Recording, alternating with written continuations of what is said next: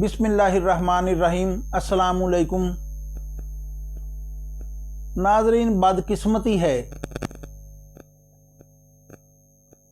अल्लामा इकबाल ने इस शेर में इस बदकिस्मती का इजहार भी फरमाया। फ़िरका बंदी है कहीं तो कहीं जाते हैं, क्या ज़माने में पनपने की यही बातें हैं? क्या यही वो बातें हैं जिसे ज़माने में पजीराई दी जाए? सोचने समझने की सलाहियत से महरूम हो के किन खराफात में पड़ जाते हैं हम। परवरदिगार ने जब मुखातब किया है रिसालत माब सल्लल्लाहु अलैहि वसल्लम को, तो कभी इरशाद हुआ या अय्युहर रसूल,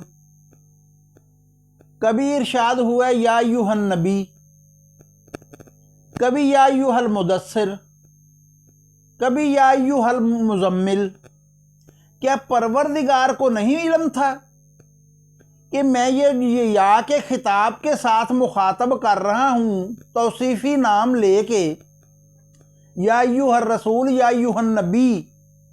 क्या परवरदिगार को नहीं पता था कि जो किताब मैं अपने नबी पे नाज़िल कर रहा हूँ ये क़यामत तक पढ़ी जाएगी और पढ़ने वाला यकीनन या अय्युहर रसूल पढ़ेगा, या अय्युहन नबी पढ़ेगा, कि इसे छोड़ के गुजर जाएगा? आज अगर किसी मस्जिद पे यही अल्फाज या रसूल अल्लाह या नबी अल्लाह अगर लिखा हुआ है तो हमें ही तकलीफ़ है कि या क्यों लिखा हुआ है। परवरदिगार की हिकमतों को आप जानते ही नहीं। क्या किसी में हिम्मत है कि कुरान में लिखे हुए या अय्युहर रसूल या अय्युहन नबी को तब्दील करने की कोशिश करे? ये